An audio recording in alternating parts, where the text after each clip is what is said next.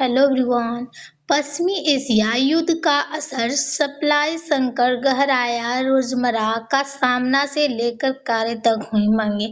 यानी जो पश्चिमी एशिया में जो मिडिल ईस्ट में जो युद्ध हो रहा है उसमें सप्लाई में काफी गंभीर समस्या आ गई है, जिससे कि जो रोजमर्रा की चीजें हैं वो और जो गाड़ियां हैं वो काफी महंगी हो गई हैं। पश्चिमी एशिया युद्ध का असर सप्लाई संकट से। पश्चिमी एशिया में चल रहे संघर्ष, खास तौर पर गाजा पट्टी, इजराइल और ईरान के बीच बढ़ते तनाव का असर अब केवल क्षेत्रीय नहीं रहा बल्कि वैश्विक अर्थव्यवस्था और भारत जैसे देशों पर भी गहरा प्रभाव डाल रहा है। यानी जो मिडिल ईस्ट में चल रहे जो गाजा, इजराइल और ईरान के बीच जो युद्ध चल रहा है अब सिर्फ उस क्षेत्र तक बल्कि सीमित नहीं है बल्कि पूरी दुनिया के अर्थव्यवस्था जैसे भारत देशों पर बड़ा असर डाल रहा है। सप्लाई संकट क्यों गहराया? यानी युद्ध के क्या कारण थे? तो तेल उत्पादन में बाधा, समुद्र मार्गों जैसे हॉर्मुज जल डमरू मध्य पर खतरा, तेल के उत्पादन में बाधा आ रही है और जो समुद्र मार्ग जैसे हॉर्मुज जल डमरू मध्य पर खतरा और जहाजों की आवाजाही धीमी, यानी जो जहाज आने वाले हैं उनके आवाजाही में कमी आ रही है। असर, कच्चे तेल की सप्लाई कम, वैश्विक बाजार में अनिश्चितता, व्यापार लागत में वृद्धि। यानी जो कच्चे तेल की सप्लाई है वो कम हो गई है और जो वैश्विक बाजार है वो अनिश्चित और व्यापार लागत में वृद्धि बढ़ रही है।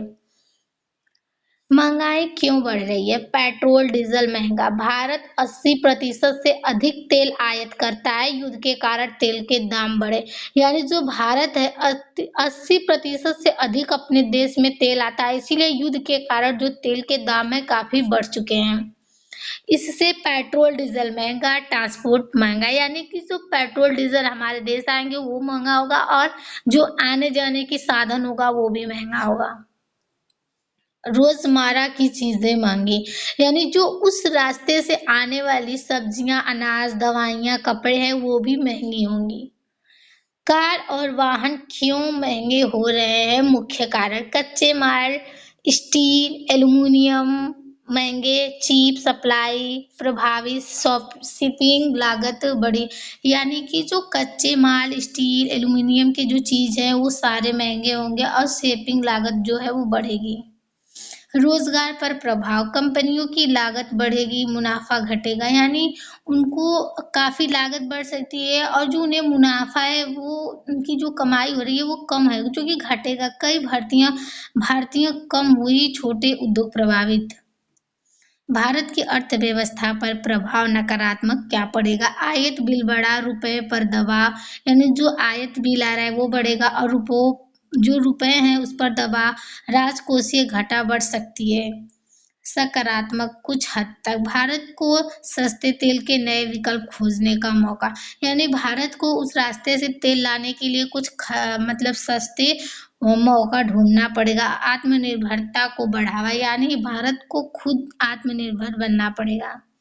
वैश्विक प्रभाव, यूरोप और अमेरिका में भी महंगाई, यानी जो यूरोप और अमेरिका है इन देशों पर भी प्रभाव पड़ रहा है महंगाई का। शेयर बाजार में उतार चढ़ाव, वैश्विक मंद का खतरा, यानी जो शेयर बाजार है उसमें भी जो महंगाई है बढ़ घट रही है और जो वैश्विक मंद का खतरा है वो भी बढ़ रहा है।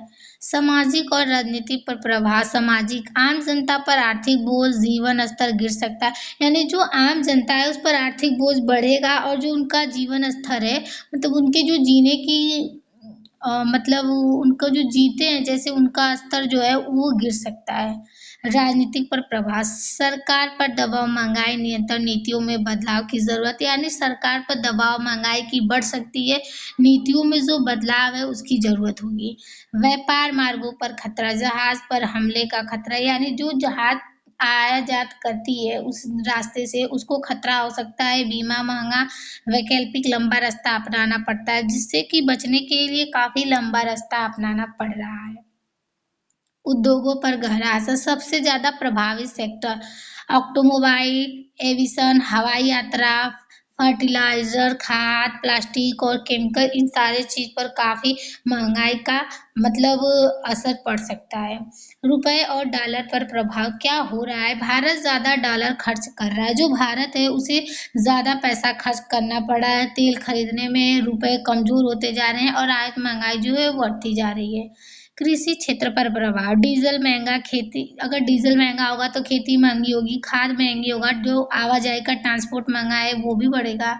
संभावित प्रभाव, तेल की कीमत बढ़ सकती है, महंगाई लंबे समय तक बनी रह सकती है। यानी जो तेल की कीमत है वो तो बढ़ेगी, और जो मतलब समय तक, मतलब काफी समय तक महंगाई जो है वो बनी रहेगी। वैश्विक मंदी का खतरा, रोजगार के अवसर घट सकते हैं। यानी जो वैश्विक मंदी, जो इसकी रिसेशन है वो खतरा बनेगा, और रोजगार के अवसर जो है घटेंगे। सप्लाई चेन बार बार बाधित हो सकती है, जो कि सप्लाई जो है वो आने में रुक सकती है।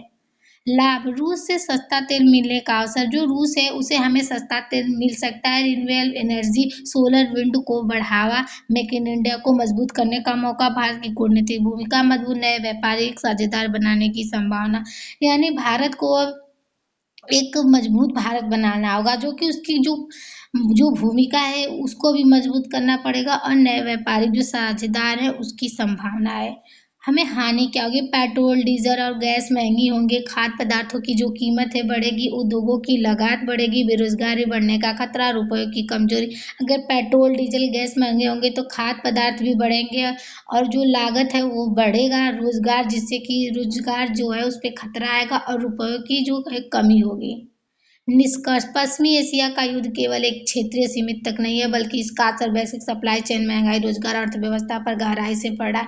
पश्चिमी एशिया में जो युद्ध हो रहा है केवल उसी क्षेत्र तक सीमित नहीं है, बल्कि हमारे सप्लाई चेन, महंगाई, रोजगार, अर्थव्यवस्था, इन सारे पर प्रभाव पड़ रहा है। भारत जैसा आत्मनिर्भर देश के लिए ये एक बड़ी चुनौती है। यानी भारत जो कि आयात निर्भर है दूसरे देश पर, इसके लिए एक बड़ी चुनौती हो सकती है, जहाँ पेट्रोल से लेकर कार और रोजमर्रा की चीज़ों तक सब महंगा हो सकता है। पेट्रोल डीजल गैस रोजमर्रा, ये सारे चीज़ महंगे हो सकते हैं। Thank you.